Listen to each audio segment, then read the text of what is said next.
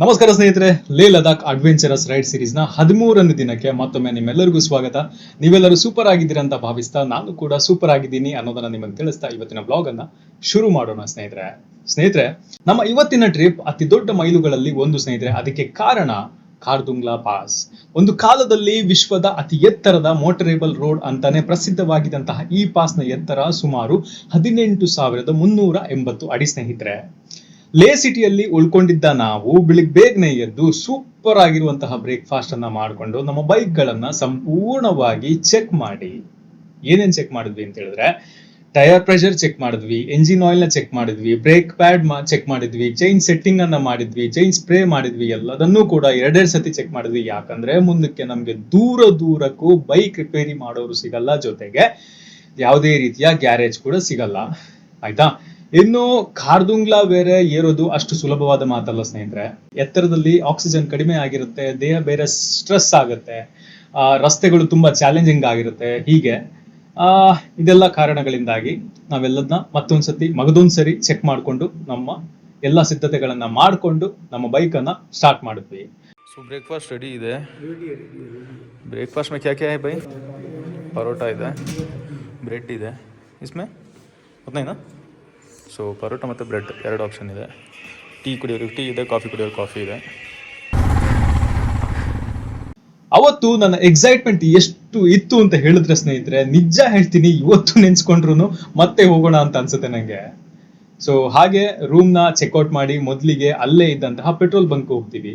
Petrol ಬಂಕ್ಗೆ ಹೋಗಿ fuel up ಮಾಡಿಕೊಂಡು Jerry can ಗಳಲ್ಲಿ ಎಕ್ಸ್ಟ್ರಾ ಫ್ಯೂಲ್ ಅನ್ನ ಕ್ಯಾರಿ ಮಾಡ್ತೀವಿ. ಯಾಕಂದ್ರೆ ಎತ್ತರದಲ್ಲಿ ಹೋಗ್ತಾ ಪೆಟ್ರೋಲ್ ಸ್ಟೇಷನ್ಗಳು ಬಹಳ ಕಡಿಮೆ ಇರುತ್ತೆ ಮತ್ತು ಎಂಜಿನ್ ಹೆಚ್ಚು ಪೆಟ್ರೋಲ್ ಕುಡಿಯೋದ್ರಿಂದ ಫ್ಯೂಯಲ್ ನ ಅವಶ್ಯಕತೆ ಬಹಳ ಹೆಚ್ಚಾಗುತ್ತೆ. ಆಯ್ತಾ? ಅಲ್ಲಿ ಒಂದಷ್ಟು ಜನ ನಮ್ಮನ್ನ ಬಂದು ಮಾತಾಡಿಸ್ತಾರೆ, ನಮ್ಮ ರೈಡ್ ಬಗ್ಗೆ ಬಂದು ಕೇಳ್ತಾರೆ, ನಮಗೆ ಕೊನೆಯದಾಗಿ ವಿಶ್ ಮಾಡಿ ಕಳಿಸ್ಕೊಡ್ತಾರೆ ಸ್ನೇಹಿತರೆ. Thank you sir.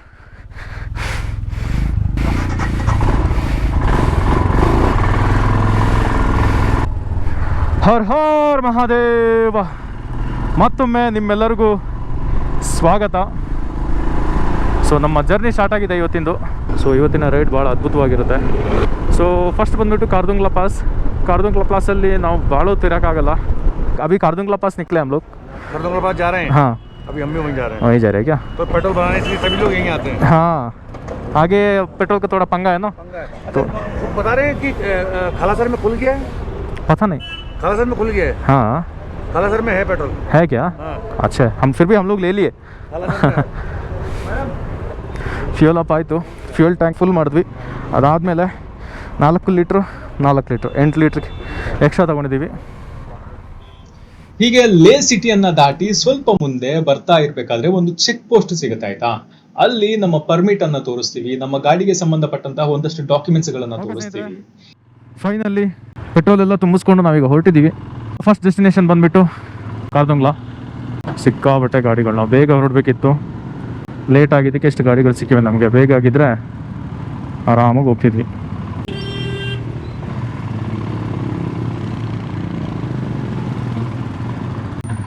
ಲೇಟ್ ಆಗಿದ್ರದ ಪರಿಣಾಮ ಇದು. ಮುಂದೆ ನೋಡಿ, ಇದೇ ಲೇ ಪ್ಯಾಲೇಸು. ನಿನ್ನ ಬರೋಕ್ಕಾಗಿಲ್ಲ ನನಗೆ. ಸೊ ಇಲ್ಲಿಂದಲೇ ನೋಡ್ಕೊಂಡು ಕಣ್ ತುಂಬಿಸ್ಕೊಳ್ಳಿ. आरसी और लाइसेंस दे दो. ये लाइसेंस है ना? हाँ, रोहित हेगड़े. हाँ, ಇಲ್ಲಿ ಬಹಳ ಇಂಪಾರ್ಟೆಂಟ್ ಆಗಿರೋ ಒಂದು ವಿಚಾರ ಇದೆ. ಇದನ್ನೆಲ್ಲ ನೀವು ನೆನ್ಪಿಟ್ಕೊಳ್ಳಿ ಸ್ನೇಹಿತರೆ. ಅದೇನಪ್ಪಾ ಅಂತಂದ್ರೆ, ಇಲ್ಲಿ ಗಾಡಿ ಒಂದು ವೇಳೆ ನಮ್ಮ ಹೆಸರಲ್ಲಿ ಇದ್ದು ನಾವೇ ಗಾಡಿನ ಓಡಿಸ್ತಾ ಇದ್ರೆ RC ಮತ್ತು DL ಎರಡೂ ಹೆಸರು ಮ್ಯಾಚ್ ಆಗ್ಬೇಕು. ಹಂಗಿದ್ರೆ ಮಾತ್ರ ಗಾಡಿನ ಅವ್ರ ಮುಂದಕ್ಕೆ ಬಿಡ್ತಾ ಇದ್ರು. ಯಾರು ಬೇರೆಯವರ ಗಾಡಿಯನ್ನ ತಗೊಂಡ್ಬಂದಿದ್ರು ಅಂತವರಿಗೆ ಅವರು ಮುಂದೆ ಹೋಗಕ್ ಬಿಡ್ತಾ ಇರಲಿಲ್ಲ ಸ್ನೇಹಿತರೆ. ಸೊ ನೀವು ಯಾರಾದ್ರೂ ಯಾವಾಗಾದ್ರೂ ಈ ಕಡೆ ಬರೋ ಪ್ಲಾನ್ ಮಾಡಿದಾಗ ದಯವಿಟ್ಟು ಈ ವಿಚಾರನ ನೆನಪಲ್ಲಿಟ್ಕೊಳ್ಳಿ. ಹೀಗೆ ಸ್ವಲ್ಪ ಹೊತ್ತಿನ ನಂತರ ಮತ್ತೆ ನಮ್ಮ ಇವತ್ತಿನ ರಿಯಲ್ ಅಡ್ವೆಂಚರಸ್ ರೈಡ್ ಸ್ಟಾರ್ಟ್ ಆಗುತ್ತೆ. ಖಾರ್ದುಂಗ್ಲಾ 34 ಕಿಲೋಮೀಟರ್.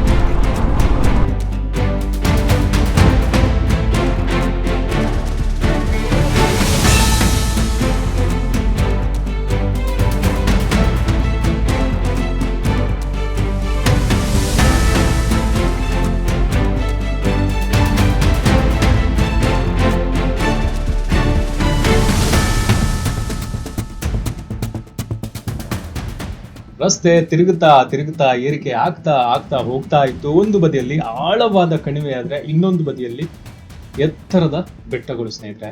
ಕೆಲವು ಕಡೆ ನ್ಯಾರೋ ರಸ್ತೆಗಳು, ಇನ್ನು ಕೆಲವು ಕಡೆಗಳಲ್ಲಿ ಲೂಸ್ ಗ್ರಾವೆಲ್ಸ್ ಇತ್ತು. ಬೈಕ್ ನಿಧಾನವಾಗಿ ಎಚ್ಚರಿಕೆಯಿಂದ ಓಡಿಸ್ತಾ ಇದ್ವಿ. ಎತ್ತರ ಹೆಚ್ಚಾಗ್ತಾ ಇದ್ದಂತೆ ಉಸಿರು ಸ್ವಲ್ಪ ಭಾರ ಆಗ್ತಾ ಇದೆ ಅಂತ ನಮಗೆ ಅನ್ನಿಸ್ತು. ಆದ್ರೂ ಸುತ್ತಲೂ ಕಾಣುವಂತಹ ಆ ಲದಾಖ್ನ ಸೌಂದರ್ಯ ನಮ್ಮ ಎಲ್ಲಾ ಸ್ಟ್ರೆಸ್ ಅನ್ನ ಕೂಡ ಮರೆಸ್ತು ಸ್ನೇಹಿತರೆ. ಆ ಎತ್ತರದಲ್ಲಿ ಬೈಕ್ ಓಡಿಸೋದೇ ಒಂದು ದೊಡ್ಡ ಸಾಹಸ. ಪ್ರತಿ ತಿರುವಿನಲ್ಲೂ ಹೊಸ ದೃಶ್ಯಗಳು ಕಾಣ್ತಾ ಇದ್ವು. ಹಿಮದಿಂದ ಕೂಡಿದ ಆ ಪರ್ವತಗಳು, ಬೆಟ್ಟಗಳನ್ನು ಮುಟ್ಟುತ್ತಿರುವಂತಹ ಆ ಮೋಡಗಳು ಮತ್ತು ಆ ನೀಲಿ ಆಕಾಶ. ವಾಹ್!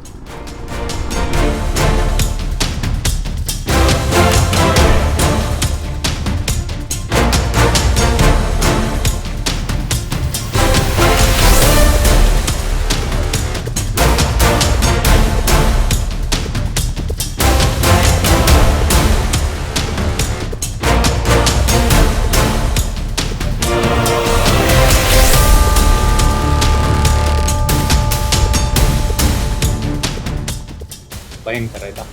ಹೈಟ್ ಜಾಸ್ತಿ ಆಗ್ತಾ ಹೋದಂತೆ ಆಕ್ಸಿಜನ್ ಲೆವೆಲ್ ಕಡಿಮೆ ಆಗೋ ಫೀಲಿಂಗ್ ಸ್ಟಾರ್ಟ್ ಆಯ್ತು ಸ್ನೇಹಿತರೆ.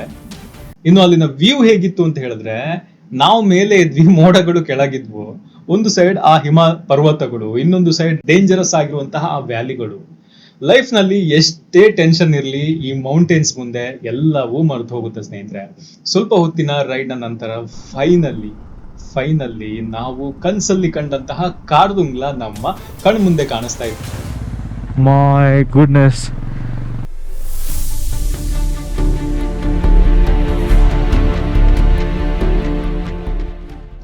ಬೈಕ್ ಅನ್ನ ನಿಲ್ಲಿಸಿ ಹೆಲ್ಮೆಟ್ ಅನ್ನ ತೆಗೆದು ಸುತ್ತಲೂ ನೋಡಿದ್ವಿ. ಎಲ್ಲಾ ಕಡೆ ಹಿಮ, ಬೆಟ್ಟಗಳು ಮತ್ತು ಅಪಾರವಾದ ಒಂದು ಖಾಲಿತನ ಸ್ನೇಹಿತರೆ. ಆ ಕ್ಷಣ ನಮ್ಗೆ ಮಾತೇ ಬರ್ಲಿಲ್ಲ. ಕಾರ್ದುಂಗ್ಲಾ ಟಾಪ್ ಬೋರ್ಡ್ ನೋಡಿದ ಕ್ಷಣ ಅದು ಬರೇ ಖುಷಿ ಅಲ್ಲ, ಪ್ಯೂರ್ ಇಮೋಷನ್ ಸ್ನೇಹಿತರೆ. ಇಷ್ಟೊಂದು ದೂರ ಸೇಫ್ ಆಗಿ ರೈಡ್ ಮಾಡಿ ಇಲ್ಲಿ ನಿಂತಿದ್ದೀವಿ ಅನ್ನೋ ಫೀಲಿಂಗ್ಸ್ ಜೊತೆಗೆ ಆ ಗೂಸ್ ಬಂಪ್ಸ್. ಪ್ರತಿಯೊಬ್ಬ ಬೈಕರ್ ಕೂಡ ಫೋಟೋ ತೆಗೆಸ್ಕೊಳ್ತಾ ಇದ್ರು. ಪ್ರತಿಯೊಬ್ಬರ ಫೇಸ್ ನಲ್ಲಿ ಒಂದೇ ಒಂದು ಎಕ್ಸ್ಪ್ರೆಷನ್, ವಿ ಡಿಡ್ ಇಟ್ ಅಂತೇಳಿ. ನಾವು ಕಾರ್ದುಂಗ್ಲಾ ರೀಚ್ ಆಗಿದ್ದೀನಿ. ಏನು ಮಾತಾಡಬೇಕು ಗೊತ್ತಾಗ್ತಿಲ್ಲ ಸ್ನೇಹಿತರೆ, ಅಷ್ಟು ಅದ್ಭುತವಾಗಿದೆ. ದೇವ್ರದಿಂದ ನನಗೆ ಯಾವುದೇ ರೀತಿಯ ಬ್ರೀದಿಂಗ್ ಇಶ್ಯೂನೂ ಆಗಿಲ್ಲ, ಎಲ್ಲ ಓಕೆ ಇದೆ. ಸೊ ಇಲ್ಲಿ 15-20 ನಿಮಿಷಕ್ಕಿಂತ ಜಾಸ್ತಿ ನಿಲ್ಲಂಗಿಲ್ಲ. ಸೊ ಬನ್ನಿ. ಸುಮಾರು 18,000 ಅಡಿ ಎತ್ತರದಲ್ಲಿರುವಂತಹ ಈ ವರ್ಲ್ಡ್ ಫೇಮಸ್ ಮೌಂಟೇನ್ ಪಾಸ್ ಏನಿದೆಯಲ್ಲ, ಒಂದು ಕಾಲದಲ್ಲಿ ಇದನ್ನ ವರ್ಲ್ಡ್ಸ್ ಹೈಯೆಸ್ಟ್ ಮೋಟರೇಬಲ್ ರೋಡ್ ಅಂತ ಹೇಳಲಾಗ್ತಾ ಇತ್ತು.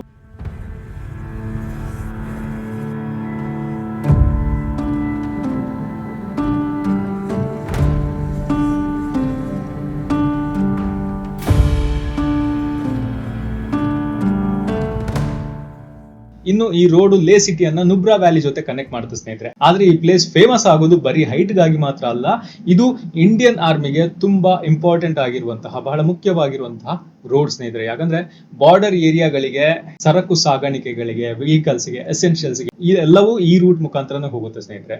ಯೋಚನೆ ಮಾಡಿ, ಈ ಡೇಂಜರಸ್ ಆಗಿರುವಂತಹ ವೆದರ್ ಅಲ್ಲಿ, ಹಿಮಪಾತ, ಆಕ್ಸಿಜನ್ ಕಡಿಮೆ ಇರುವಂತಹ ಪ್ಲೇಸ್ ಅಲ್ಲಿ ಇಲ್ಲೂ ಕೂಡ ನಮ್ಮ ಸೈನಿಕರು ಡ್ಯೂಟಿ ಮಾಡ್ತಾರೆ. ನಿಜವಾಗ್ಲೂ ನಾವು ನಮ್ಮ ಯೋಧರನ್ನ ಎಷ್ಟು ಪ್ರಶಂಸಿಸಿದ್ರು ಕಡಿಮೆನ ಸ್ನೇಹಿತರೆ. ಹಾಗೆ ಬ್ರೋ ಸೈನ್ ಬೋರ್ಡ್ ನೋಡಿದ ಕ್ಷಣ ಹೃದಯ ತುಂಬಿ ಬಂತು. You have reached Khardungla.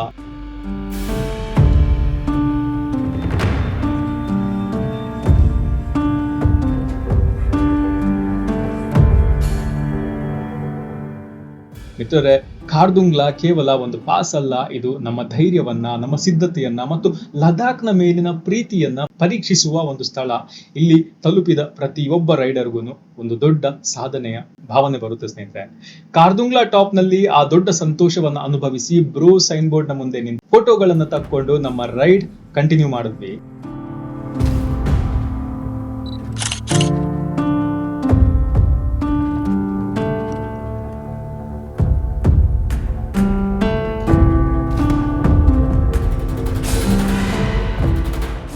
ನಮ್ಮ ನೆಕ್ಸ್ಟ್ ಡೆಸ್ಟಿನೇಷನ್ ಆಗಿರುತ್ತೆ ಡಿಸ್ಕಿತ್ ಮಾನಿಸ್ಟ್ರಿ. ಅಲ್ಲಿಗೆ ಹೋಗೋ ರಸ್ತೆ ಬಗ್ಗೆ ಮೊದಲೇ ತಿಳ್ಕೊಂಡಿದ್ದರಿಂದ ನಾವು ತುಂಬಾ ಎಕ್ಸೈಟ್ ಬೇರೆ ಆಗಿದ್ವಿ. ಕಾರ್ದುಂಗ್ಲಾ ಟಾಪ್ ದಾಟಿದ ಕೂಡಲೇ ರಸ್ತೆಗಳು ಬದಲಾಗಕ್ಕೆ ಶುರುವಾಯಿತು. ಕೆಲವು ಕಡೆಗಳಲ್ಲಿ ಡೆಡ್ಲಿ ರೋಡ್ಸ್, ತುಂಬಾ ನ್ಯಾರೋ ಆಗಿರೋ ರೋಡ್ಗಳು, ಲೂಸ್ ಸ್ಟೋನ್ಸ್ಗಳು, ಆಳವಾದ ಆ ಕಣಿವೆಗಳು. ಒಂದೇ ಒಂದು ತಪ್ಪು ಇಲ್ಲ ಒಂದೇ ಒಂದು ಸ್ಕಿಡ್ ನಮ್ಮ ಜೀವವನ್ನೇ ತಪ್ಪುತ್ತಾ ಇತ್ತು. ಆದ್ದರಿಂದ ನಾವು ನಿಧಾನವಾಗಿ ಎಚ್ಚರಿಕೆಯಿಂದ ಬೈಕನ್ನು ಓಡಿಸ್ತಾ ಇದ್ವಿ.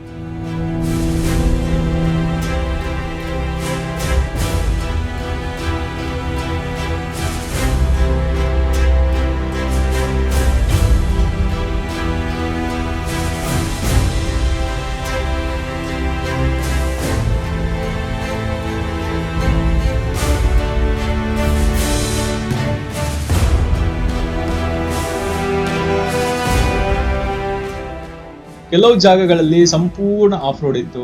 ರಸ್ತೆ ಅಂತ ಹೇಳೋದೇ ಕಷ್ಟ, ಯಾಕಂದ್ರೆ ಬರೀ ಕಲ್ಲು, ಬರೀ ಮಣ್ಣು, ಬರೀ ಗುಂಡಿಗಳು. ಆದ್ರೆ ಈ ಆಫ್ ರೋಡ್ ಅನುಭವವೇ ಒಂದು ಥ್ರಿಲ್ ಸ್ನೇಹಿತರೆ. ಬೈಕ್ ಮೇಲೆ ಕುಳಿತುಕೊಂಡು ಆ ಎಲ್ಲಾ ಬಂಪ್ ಗಳನ್ನ ತಡೆದುಕೊಳ್ಳುತ್ತಾ ಮುಂದೆ ಹೋಗ್ತಾ ಇದ್ವಿ.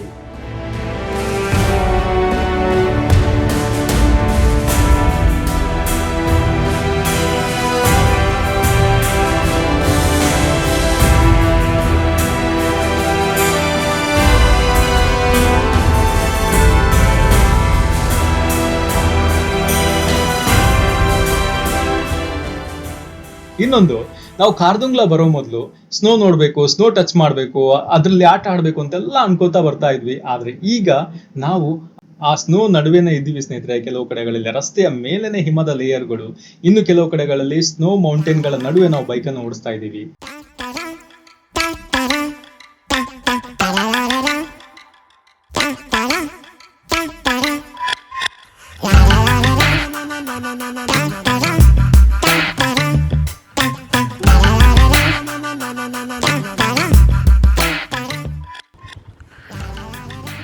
ಇಲ್ಲಿ ನೋಡಿ ಸ್ನೇಹಿತರೆ, ನೋಡಿ ಐಸ್ ಹೆಂಗಿದೆ.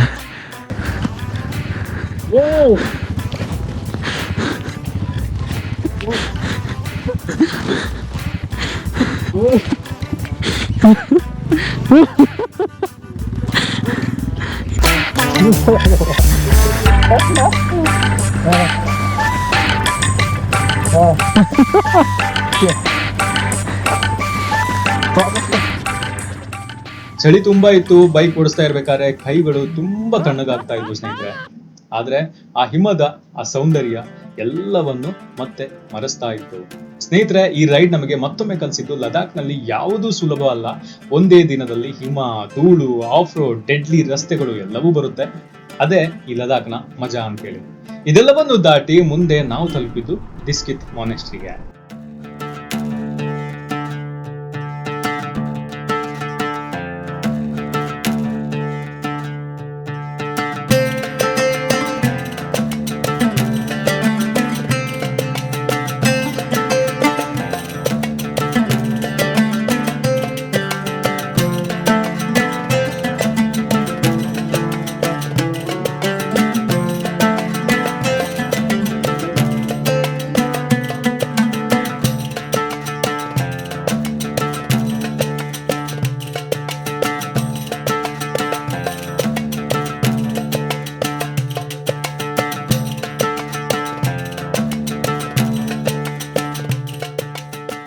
ಸ್ನೇಹಿತರೆ, ದಿಸ್ಕಿತ್ ಮಾನೆಸ್ಟ್ರಿಯನ್ನ ಲದಾಖ್ನ ಎತ್ತರದ ಪರ್ವತಗಳ ನಡುವೆ ಅಡಗಿರುವಂತಹ ಒಂದು ಅದ್ಭುತವಾದ ಸ್ಥಳ ಅಂತ ಹೇಳಿದ್ರೆ ತಪ್ಪಾಗ್ಲಿಕ್ಕಿಲ್ಲ ಅಂತ ಅನ್ಕೋತೀನಿ. ಯಾಕಂದ್ರೆ ಸುಮಾರು 14ನೇ ಶತಮಾನದಲ್ಲಿ ನಿರ್ಮಾಣವಾದಂತಹ ಈ ಪುರಾತನ ಬೌದ್ಧ ಮಠ ನುಬ್ರಾ ಕಣಿವೆಯ ಮೇಲ್ಭಾಗದಲ್ಲಿ ಹೆಮ್ಮೆಯಿಂದ ನಿಂತಿದೆ ಸ್ನೇಹಿತರೆ.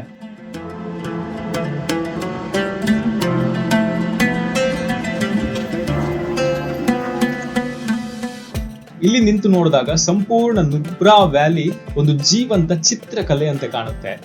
ಬಿಳಿ ಹಿಮಚ್ಛಾದಿತ ಆ ಪರ್ವತಗಳು, ಹಸಿರು ಗ್ರಾಮಗಳು ಮತ್ತು ಮಧ್ಯದಲ್ಲಿ ಹರಿಯುವಂತ ಶೋಕ್ ನದಿ, ಇವೆಲ್ಲವೂ ಸೇರಿ ಪ್ರಕೃತಿಯ ಅದ್ಭುತ ದೃಶ್ಯವನ್ನ ಸೃಷ್ಟಿಸುತ್ತೆ.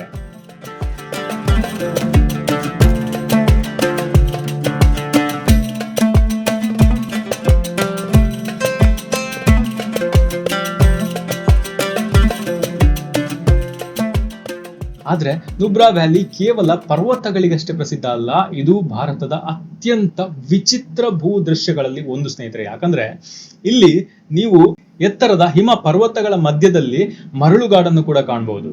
ಇನ್ನು ದಿಸ್ಕಿತ್ ಮಾನೆಸ್ಟ್ರಿ ಅಂದ್ರೆ ಕೇವಲ ಒಂದು ಮಠ ಅಲ್ಲ ಸ್ನೇಹಿತರೆ, ಇದು ನುಬ್ರಾ ವ್ಯಾಲಿಯ ಹೃದಯ. ಬೆಟ್ಟದ ಮೇಲೆ ನಿಂತಿರುವಂತಹ ಈ ಮಠದಲ್ಲಿ 106 ಅಡಿ ಎತ್ತರದ ಈ ಮೈತ್ರೇಯ ಬುದ್ಧನ ಬೃಹತ್ ಪ್ರತಿಮೆ ಇದೆ.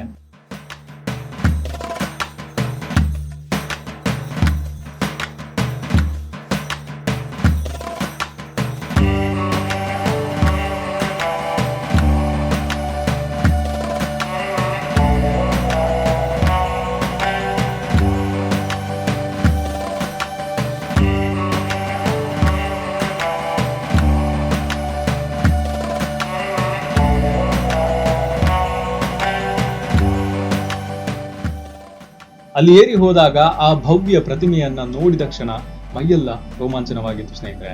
ಸುತ್ತಲೂ ನುಬ್ರಾ ವ್ಯಾಲಿಯ ವಿಶಾಲವಾದಂತಹ ಆ ದೃಶ್ಯ, ಒಂದು ಬದಿಯಲ್ಲಿ ಹಿಮದ ಬೆಟ್ಟಗಳು, ಇನ್ನೊಂದು ಬದಿಯಲ್ಲಿ ಆ ಮರುಭೂಮಿ, ಎಲ್ಲವೂ ಒಟ್ಟಿಗೆ ಸೇರಿ ಅದ್ಭುತವಾಗಿ ಕಾಣ್ತಾ ಇತ್ತು.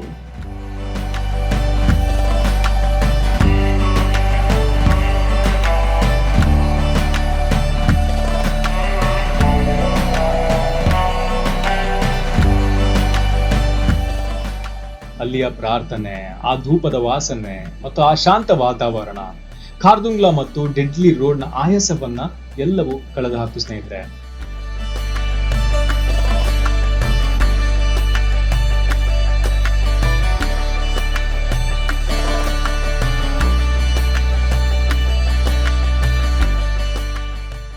ಆ ಸಂದರ್ಭದಲ್ಲಿ ಹವಾಮಾನ ಸಂಪೂರ್ಣವಾಗಿ ಶಾಂತವಾಗಿತ್ತು. ಆದರೆ ಕೆಲವು ಕ್ಷಣಗಳಲ್ಲಿ ಪರಿಸ್ಥಿತಿ ಸಂಪೂರ್ಣವಾಗಿ ಬದಲಾಯಿತು.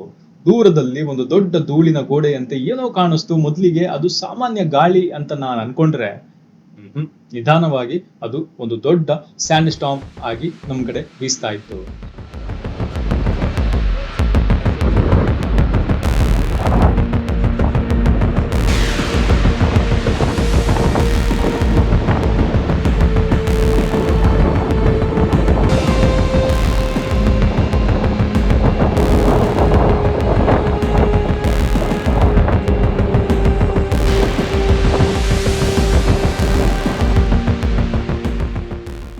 ಕೆಲವು ನಿಮಿಷಗಳಲ್ಲಿ ಆಕಾಶದ ಬಣ್ಣನೇ ಬದಲಾಯಿತು ಸ್ನೇಹಿತರೆ. ಸುತ್ತಮುತ್ತಲಿನ ಆ ಪರ್ವತಗಳು ಮರಳಿನಿಂದ ಮುಚ್ಚಿದಂತೆ ಭಾಸವಾಗ್ತಿತ್ತು.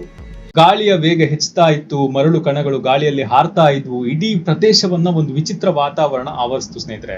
ಆ ಕ್ಷಣದಲ್ಲಿ ಪ್ರಕೃತಿಯ ಶಕ್ತಿಯ ಮುಂದೆ ಮನುಷ್ಯ ಎಷ್ಟು ಚಿಕ್ಕವನು ಅನ್ನೋದು ನಮಗೆ ಸ್ಪಷ್ಟವಾಗಿ ಅರ್ಥ ಆಯ್ತು. ದಿಸ್ಕಿತ್ ಮಾನೆಸ್ಟ್ರಿಯ ಆ ಶಾಂತ ವಾತಾವರಣ ಮತ್ತು ಎದುರಿನ ಮರಳು ಬಿರುಗಾಳಿಯ ಆ ಉಗ್ರತೆ, ಇದನ್ನು ನೋಡಿದಾಗ ಲದಾಖ್ ಕೇವಲ ಒಂದು ಪ್ರವಾಸಿ ತಾಣ ಅಲ್ಲ, ಇದು ಪ್ರಕೃತಿಯ ಸೌಂದರ್ಯ, ಇತಿಹಾಸ, ಆಧ್ಯಾತ್ಮಿಕತೆ ಮತ್ತು ಸಾಹಸದ ಸಂಗಮ. ದಿಸ್ಕಿತ್ ಮಾನೆಸ್ಟ್ರಿ ಮನಸ್ಸಿಗೆ ಶಾಂತಿಯನ್ನು ನೀಡಿದ್ರೆ, ನುಬ್ರಾ ಕಣಿವೆಯ ಮರಳು ಬಿರುಗಾಳಿ ಅಂದ್ರೆ ಸ್ಯಾಂಡ್ ಸ್ಟಾರ್ಮ್ ಪ್ರಕೃತಿಯ ನಿಜವಾದ ಶಕ್ತಿಯನ್ನ ನೆನಪಿಸ್ತಾ ಇತ್ತು. ಹೀಗೆ ಸ್ವಲ್ಪ ಹೊತ್ತಿನ ನಂತರ ಅಲ್ಲಿಂದ ಹೊರಟು ನುಬ್ರಾ ವ್ಯಾಲಿಯ ಕಡೆ ನಮ್ಮ ರೈಡ್ ಅನ್ನ ಮುಂದುವರಿಸ್ತೀವಿ. ನುಬ್ರಾ ವ್ಯಾಲಿ ಅಂದ್ರೆ ಲದಾಖ್ನ ಒಂದು ವಿಶೇಷ ಭಾಗ, ಆಯ್ತಾ. ಹಿಮ ಪರ್ವತಗಳ ಮಧ್ಯದಲ್ಲಿ ಒಂದು ವಿಶಾಲವಾದ ಮರುಭೂಮಿ ಸ್ನೇಹಿತರೆ. ಎಲ್ಲಾ ಕಡೆ ಬರಡು ಬೆಟ್ಟಗಳು, ತಿರುಗುವ ಆ ರಸ್ತೆಗಳು. ಆದ್ರೆ ಸ್ನೇಹಿತರೆ, ಇಲ್ಲಿ ನಮಗೆ ಮತ್ತೊಂದು ಚಾಲೆಂಜ್ ಕಾದಿತ್ತು. ಅದೇನಂದ್ರೆ, ನಾವು ಹೋಗ್ತಾ ಇರ್ಬೇಕಾದ್ರೆ ಮತ್ತೆ ಅದೇ ಸ್ಯಾಂಡ್ ಸ್ಟಾರ್ಮ್ ಜೋರಾಗಿ ಬೀಸಕ್ ಸ್ಟಾರ್ಟ್ ಆಯ್ತು. ಧೂಳು ಮತ್ತು ಮರಳು ಗಾಳಿಯಲ್ಲಿ ಹಾರ್ತಾ ಬರ್ತಾ ಇತ್ತು. ಕಣ್ಣಿಗೆ, ಮುಖಕ್ಕೆ, ಬೈಕ್ಗೆ ಎಲ್ಲಾ ಕಡೆ ಧೂಳು ಹೊಡಿತಾ ಇತ್ತು. ವೈಸರ್ ಮೇಲೆ ಧೂಳು ಹತ್ತಿ ಮುಂದೆ ನೋಡಲು ಕೂಡ ಕಷ್ಟ ಆಗ್ತಿತ್ತು. ಗಾಳಿ ತುಂಬಾ ಬಲವಾಗಿ ಬೀಸ್ತಾ ಇದ್ದಿದ್ರಿಂದ ನಾವು ಬೈಕ್ ಅನ್ನು ಒಂದ್ ಕಡೆ ನಿಲ್ಲಿಸ್ತೀವಿ, ಆಯ್ತಾ.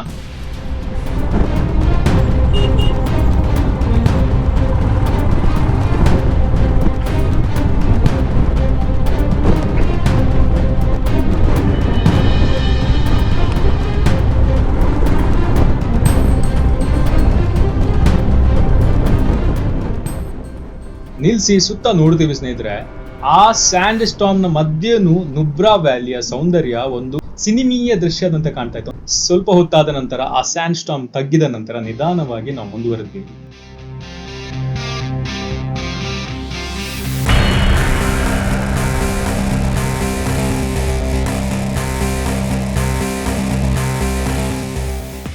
ಸ್ನೇಹಿತರೆ, ಲದಾಖ್ ನಮಗೆ ಮತ್ತೊಮ್ಮೆ ಕಲಿಸಿದ್ದು, ಇಲ್ಲಿ ಒಂದೇ ದಿನದಲ್ಲಿ ಹಿಮ, ಧೂಳು, ಸ್ಯಾಂಡ್ ಸ್ಟಾರ್ಮ್, ಆಫ್ ರೋಡ್ ಎಲ್ಲವೂ ಬರುತ್ತೆ. ದಿಸ್ಕಿತ್ ಮಾನೆಸ್ಟ್ರಿ ಆ ಶಾಂತಿ, ನುಬ್ರಾ ವ್ಯಾಲಿಯ ಆ ಸವಾಲುಗಳು ಈ ದಿನವನ್ನ ತುಂಬಾ ವಿಶೇಷವಾಗಿಸ್ತು ಸ್ನೇಹಿತರೆ. ಹೀಗೆ ನುಬ್ರಾ ವ್ಯಾಲಿಯ ಮುಖಾಂತರ ಹಂಡರ್ ಅನ್ನ ತಲುಪಿದಂತಹ ನಾವು ಒಂದೊಳ್ಳೆಯ ರೂಮ್ ಅನ್ನು ನೋಡಿ ಅಲ್ಲೇ ರೂಮ್ ಮಾಡಿ ಅವತ್ತು ಅಲ್ಲೇ ಸ್ಟೇ ಆಗ್ತೀವಿ. ಫೈನಲಿ ಒಂದೊಳ್ಳೆಯ ರೂಮ್ ಸಿಕ್ತು.